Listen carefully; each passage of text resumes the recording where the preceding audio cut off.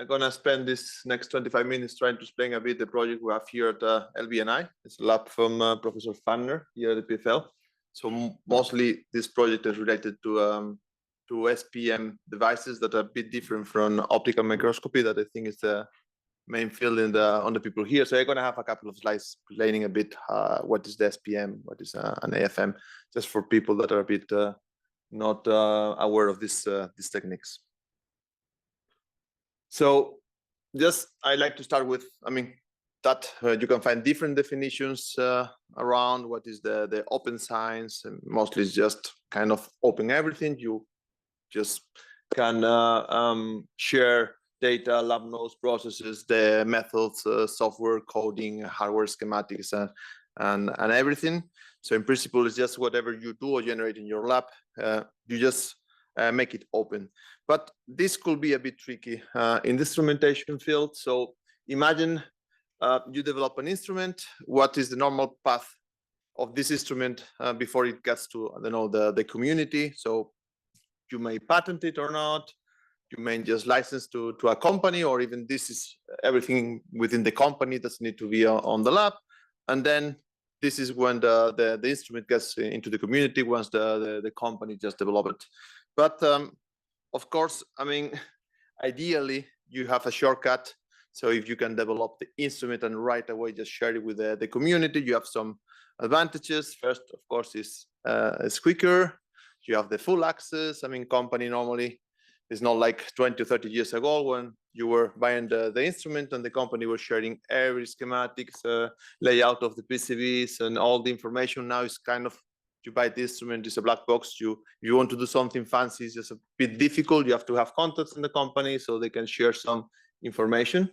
And also it's good because the company, if you have like a community, you have a fast feedback.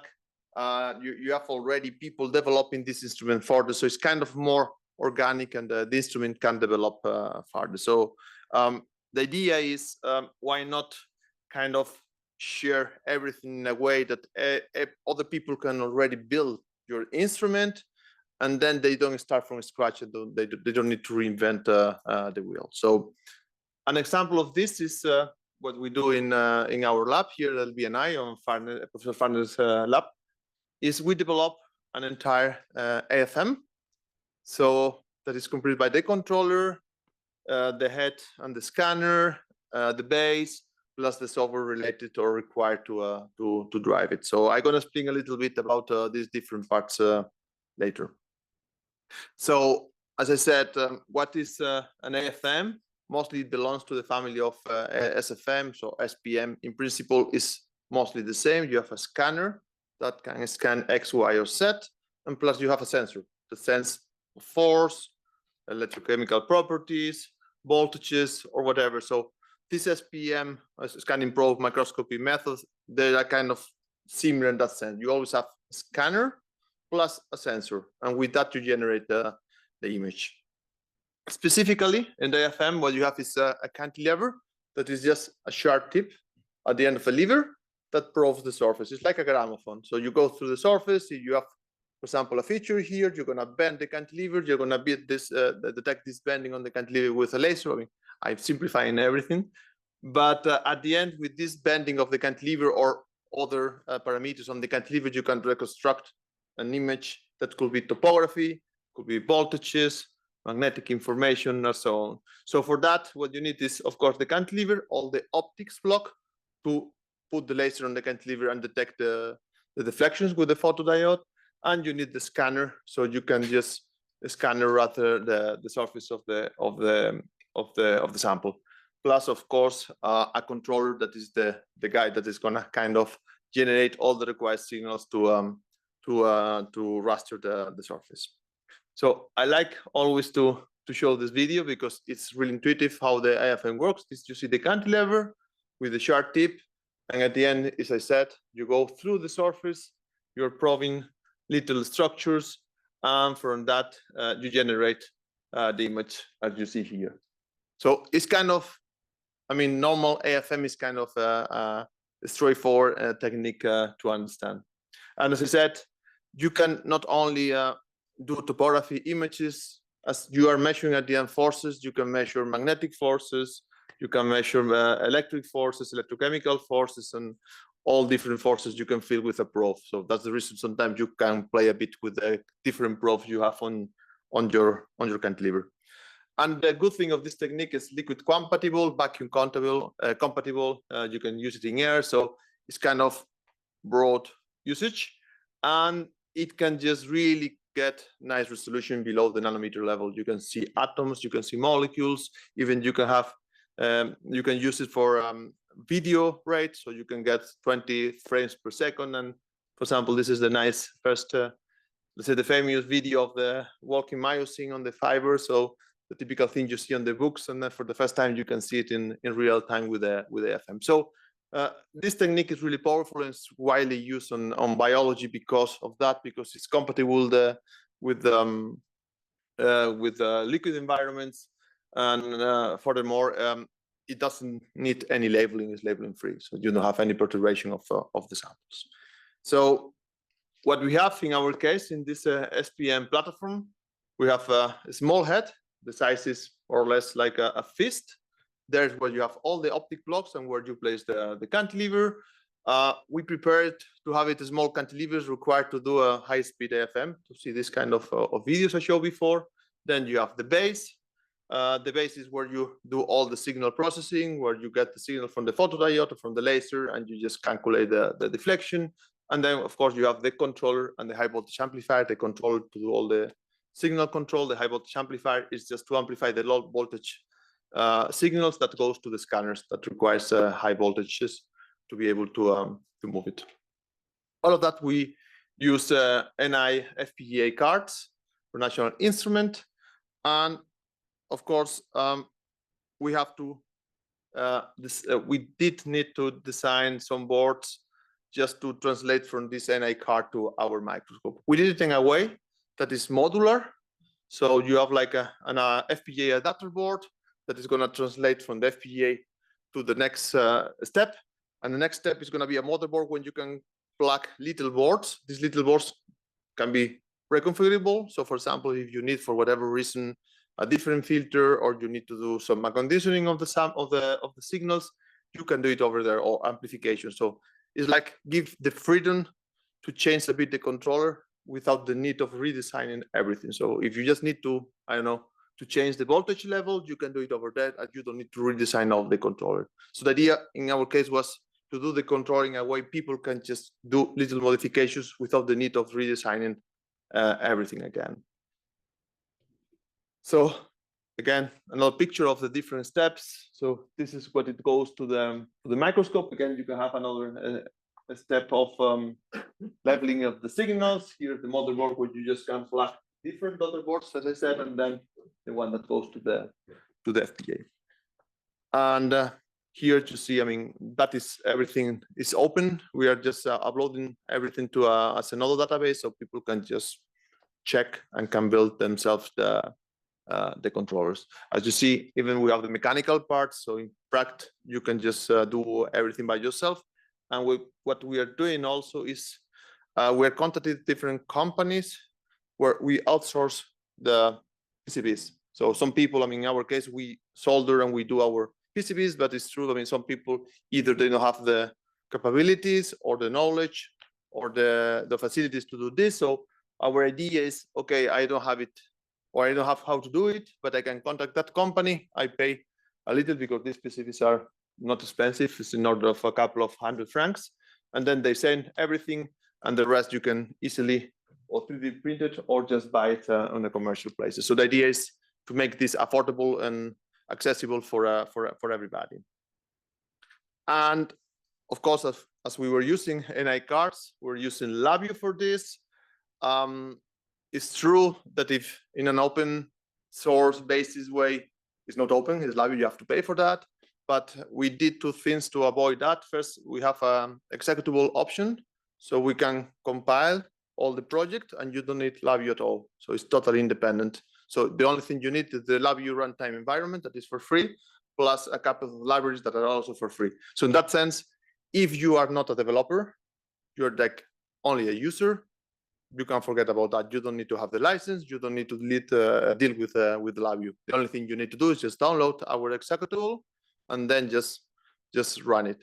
Of course, if you need to do any development, in that case, yeah, you are restricted to use LabVIEW for the FPGA coding. But in our case, the software, we did it in a way that is modular, and it's the same concept done with the hardware. If you need to add a module, if you need to do or add a new AFM technique, SPM technique, then you don't need to redo everything. You just add your block that takes the signal, do whatever you need to do, and then you output wherever you have to output it. But like this, you don't need to redesign the whole software. It's just every module is independent of each other, so you can just create your new one without the need of redoing all the software. So this is kind of some of the windows we have on the software. Of course, on the left is more like for controlling, in case for you want to do ramps, so you want to control the PI loop, you need to generate the topography, the scan parameters, and then on the right you have like different monitors or even scopes to see different signals to see how it's going the measurement. And again, you see it's like modular, and it's for the same reason. If you need to do or add anything else, you just create your own module that controls whatever signals you need to control, and then you don't need to redo anything, and you don't need to interact with the main software. So it's kind of easy to add new capabilities. And that is an example. In our case, we put an AFM inside an SCM, and for us was kind of easy. So we just duplicate the scan generator, because at the end, the way you scan the AFM and XY is the same you scan in the SCM. On the AFM, you have a scanner, a piezo scanner. On the SCM, you have like coils. But it's just kind of, it was literally a copy paste of our scanner to two different outputs. So we can just simultaneously control the AFM inside the SCM and generate. On the left, we were generating the AFM image, and that was an SCM image. So that's an example of, it's kind of easy to add new capabilities. You don't need to redo the software. It's just copy paste the module you had and just adapt it a bit to the new instrument. Even more, we need to have like an haptic device.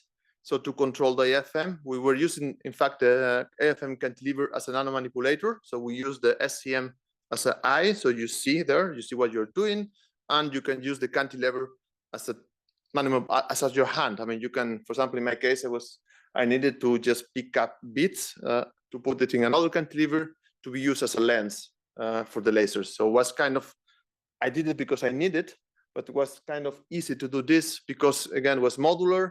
I have all the framework of there, so I just needed to add some kind of control for the haptic device. And in this case, this haptic device already had like a LabVIEW driver, so it was even easier. And in the case of the file format, we're using Widion and HDF5. Widion is kind of famous on the SPM community. It's not as famous on the microscopy community, I think, on the optical microscopy community. But in our field, that is kind of, most of the people use that one. And the reason to use HDF5 is because sometimes we need to generate really large images with a lot of pixels. And we do still have the limitation of the 32-bit space architecture and can only handle 1 GB file. So in this example, I needed, for example, 400 megapixels image, and the only way was to use HDF5. But the good thing is both are kind of open source. Both can be also imported and used in Python. So in that sense, it's easy to use. And of course, what we're doing now is just developing all the manual repository. I mean, put it on the repository, documentation for the electronics, documentation for the software. For we are uploading also or creating the project in the GitHub. I hope in April it's gonna be available. And as I said, we're gonna have 2. One for developers and one just for purely users. If you don't need to develop anything and you want to use only, you can download the executable, which is going to be for free, and you don't need to know anything about LabVIEW.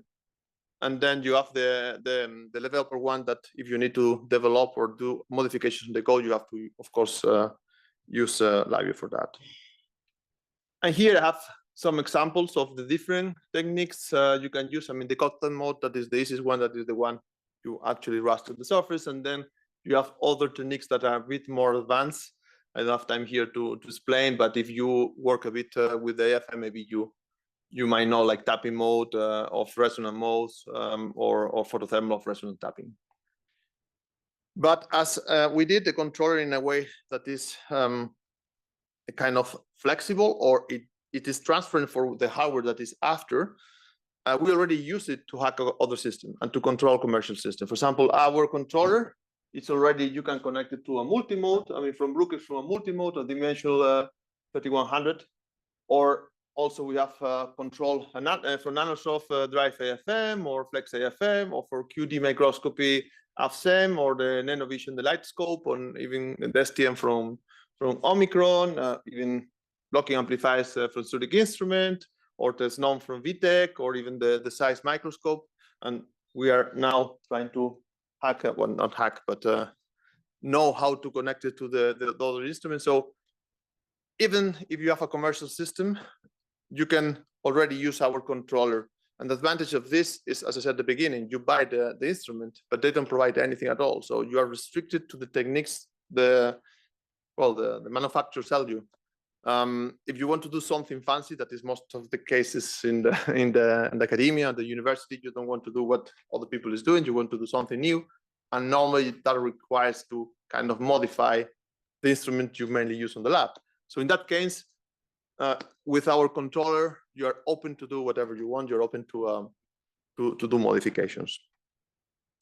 And just a few two examples of what we can do. This is the actual whole thing, the base on the cantilever, and the cantilever holder on the head that is located there.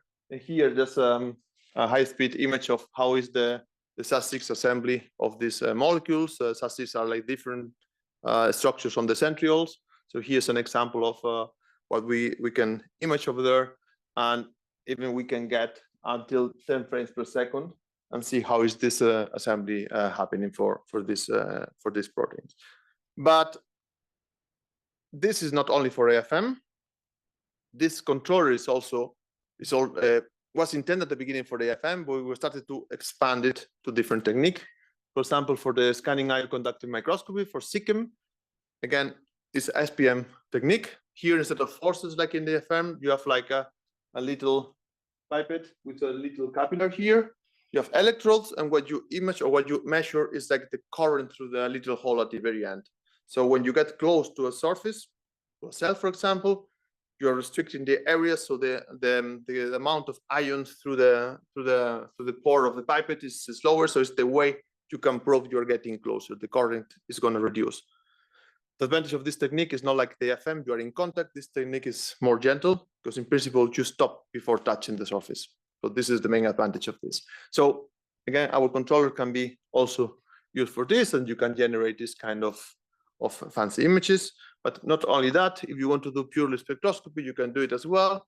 We are using also in our lab this technique to image these DNA strains that you just kind of fish with them, and then you can, when you catch one of them, of course, we're going to have a drop of the current.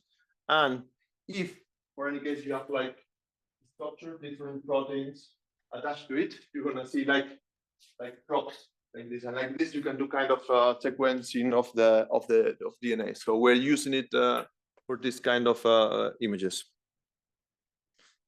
As I said before, we are also combining the AFM with other instruments like the SCM. This is the picture of the inside of the SCM, where you have here the AFM, this the cantilever space here. Here's the samples, and then you have the other parts like the FIV, the electron gun, the gas injection system for the time. So the idea is just to combine AFM with other instruments using our controller. The idea is, of course, you have the more instruments you combine, the more information you can get over there. And this is an example of the potential. This is the eye of a bee. With the AFM itself, it will be hard to place the cantilever in the right position without breaking your cantilever. But in this case, you use the SCM to look for the region of interest, in this case, the BI. Then you place it on the top, you approach, and then you can image, and you get this. These last two images are like the different photo detectors of the eye. So in principle, you can use the SCM as your eyes to look for the region of interest. But here in our lab, I mean, the student Bravo is studying cryo sections of several fish. So the idea here is to combine, first do the sections, do fluorescence there, electron microscopy, and then in every region of interest of the different sections do EFM, because you will get an extra channel of information. So this is the typical SCM image where you see already this is the cantilever tip. So you first look for what you're gonna image or what you want to image. Then you image with AFM where you get different contrast, and the advantage of the AFM is with this kind of samples you get higher contrast than compared to the SCM. And then you can do overlapping of the different techniques, SCM, AFM, and light microscopy. And our idea, this is still preliminary data, is just to do the 3D reconstruction of the structure, combining the three techniques. Again, what we see is with AFM we can get mechanical properties. It gets better signals to noise ratio on the imaging, so it can just get you more information about the different structures of there.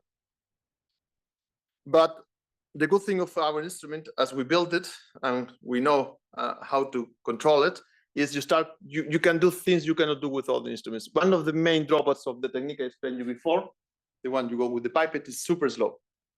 It takes several minutes to do an image. So we thought, okay, why not skip some lines and use machine learning to try to reconstruct the lines you skipped.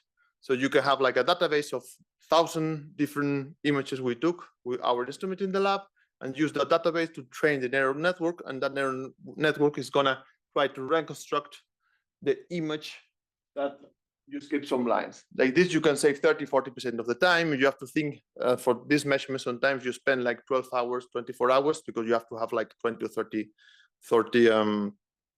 30 images. So this is an example. So these are like different masks we use. So it means which lines did we skip, the ones that are black. This is the reconstructed image. And then what we did to compare is we just rescan these areas again later. And you can see that mostly you don't see most of the difference over there. You see the difference in time. This takes around 7 minutes. This takes around 10 minutes. Again, if you have to take 50 or 100 images per day, that 30% of the time give you an extra time you save. Plus, of course, the faster you go, the more dynamics you can catch. And again, this is the kind of videos we generate with that, and we go for these large images that takes roughly 20 minutes to roughly 30 minutes. And as we said before, and in the other meetings, one of the ideas of this is start to automate all the measurements. So lever the work you need to control the FM. So ideally, it will be nice to put the sample over there. You sit with your coffee and you look at the screen, and everything is done without any human interaction that is prone to make also mistakes. So we have a collaboration with Julio.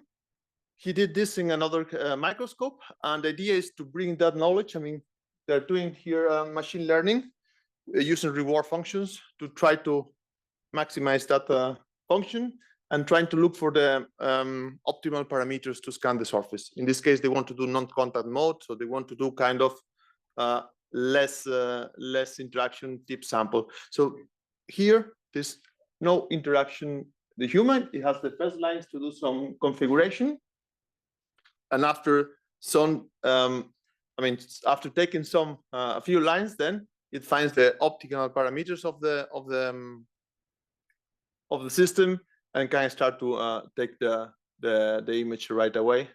So our idea is, okay, why cannot take this knowledge and take it to our instrument.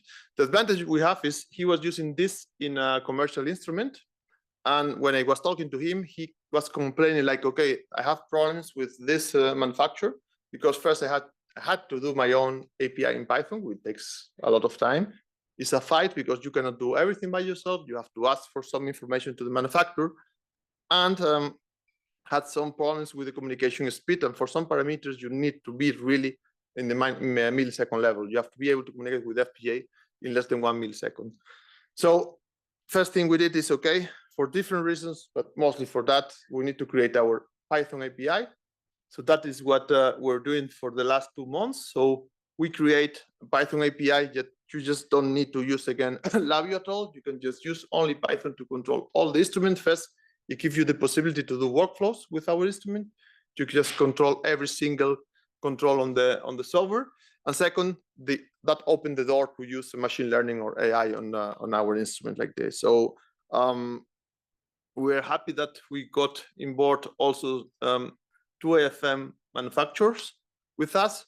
Plus the last 2 are kind of these companies, they put the AFM inside the SCM. So the idea is, okay, it doesn't make any sense that this guy it does this code for this machine, but then if you want to test it in the other machine, the API is totally different, and then it's a mess. So the idea is just to bring all the AFM companies together, decide in a common API framework, and then if you are a machine learning guy or AI guy, you want to develop a code to control this, you don't need to check this API had the name of the function is like this, and that doesn't have this function. So we have like a common thing that you can just kind of really literally run the software in both instruments without the need of any code change.